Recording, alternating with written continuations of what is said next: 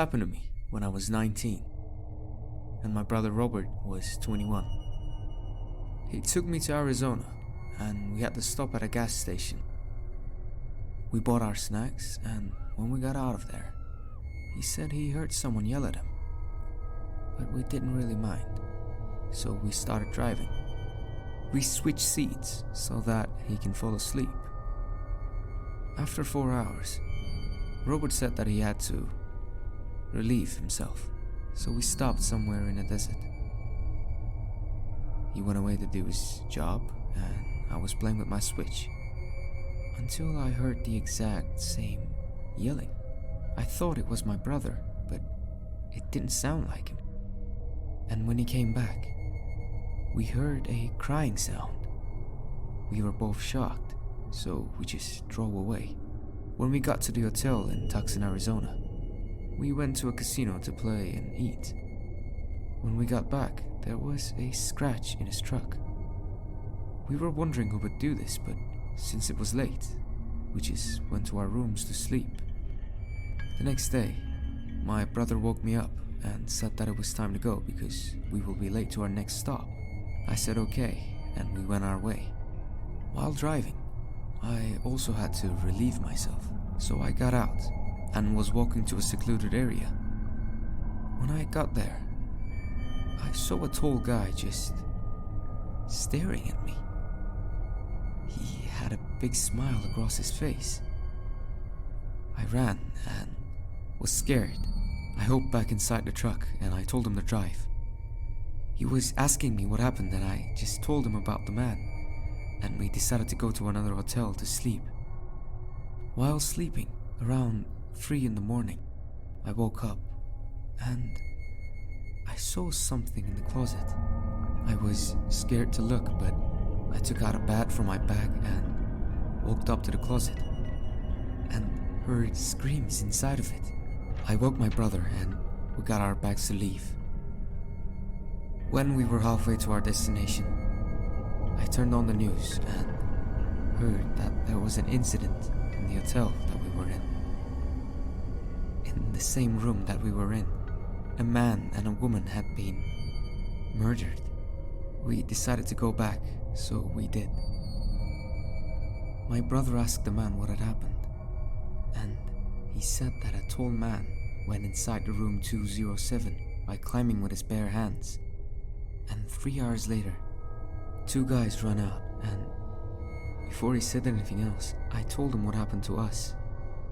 He said after we left, a couple went inside the same room, and 30 minutes later, there was a big splat of blood on the window.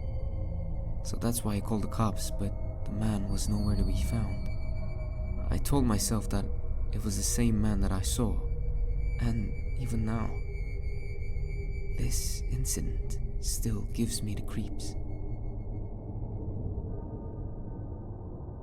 Pearl Hotel was built in 1920.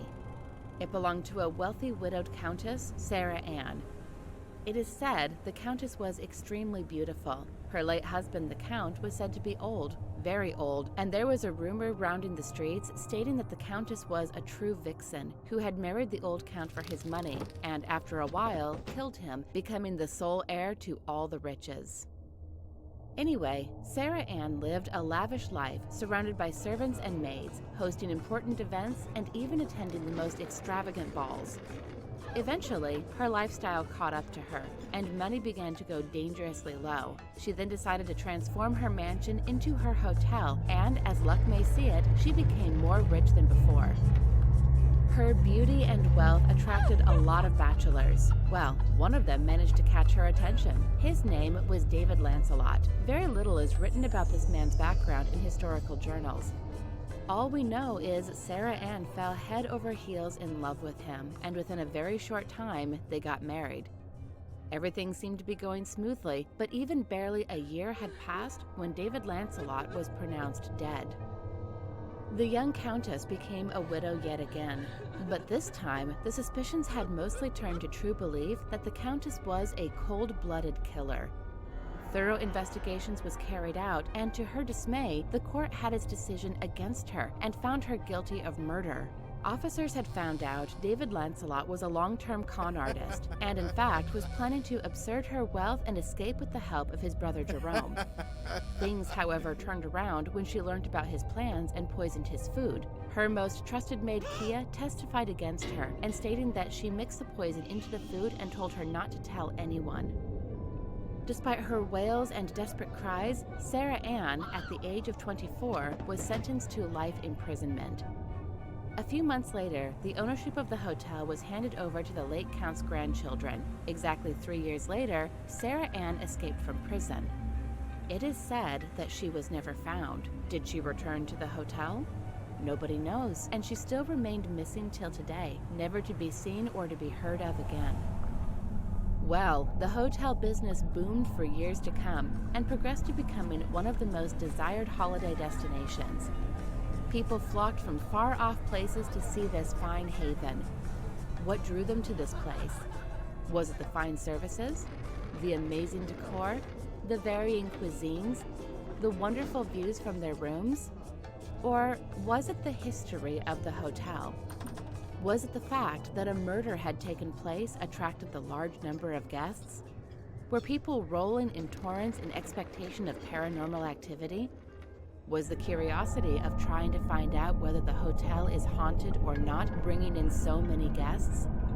Well, we were going to know about the reason soon. In 1960, the nightmares began. This was the year when women who were guests at the hotel began to go missing, and they were eventually found dead. According to the statements of the police officials in the newspaper, who did not give the exact description of state of the bodies which were found, but simply stated that this was a work of the sickest mind, 8 women went missing in a span of 6 months. None of these women had anything in common, well, except for the fact that they had black hair, light eyes, light skin, and a slender body. They had an uncanny resemblance to each other and almost appeared to be related to each other. The weirdest fact was that these were the exact description of Sarah Ann. An old portrait of her confirmed this fact. Who would be killing women resembling Sarah Ann 60 years after the incident? The hotel was ultimately shut down by the court as investigations continued, but every progress led to a dead end. Ultimately, the killer was never caught, and the case was closed. The hotel also remained closed for months. The original owners sold it, and it was completely restructured. Every single piece of furniture, artwork, etc. were thrown out. 10 years later, in 1970, the hotel was reopened with a new name, Grand Gem Hotel. The new owners assured the public that the hotel had undergone a tremendous transformation. Anything that was present from the 1920s was gotten rid of, and they had priests who conducted a spiritual purification. The headlines of the newspaper indicated it was an exorcism, which is supposed to deem that the place is now safe from evil. The hotel operated normally for not even a month when strange occurrences began to take place. At first, there were complaints made by women claiming that their belongings went missing.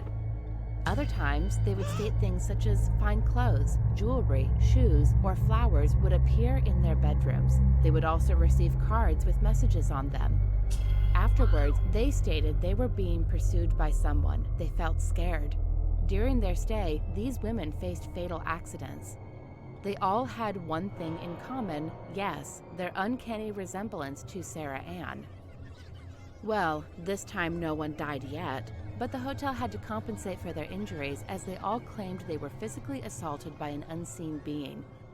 They were left with bruises and even bones.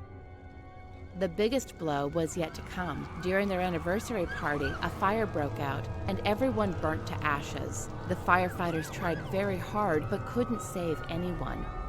Afterwards, they tried to determine where the fire had started, but couldn't determine. This time, the property was captured by the government and closed down. 5 years later, it was turned into a primary school, but dangerous mishaps continued to happen throughout the years.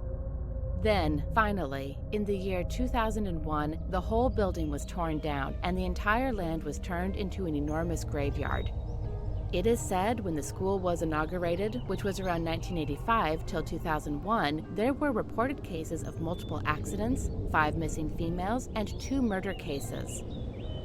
Before the number of fatalities increased, it was best for the hotel to be torn down. From 2001 till today, there have been no such incidents. How could there be any cases? The place is now being accommodated by the dead. What do you think could have been behind all these mishaps? Some believed it was Sarah Ann herself. They said that she never left. She had been living in hiding within the walls of the hotel and became determined to punish the town people. But this theory seems highly illogical. The murders began happening 60 years after the actual incident. How could an aged woman do all this? Some say it was a fanatic serial killer who was obsessed with the history of the hotel and was living out their own sick fantasy, while others claimed that it was the ghost of David Lancelot in search of her to avenge his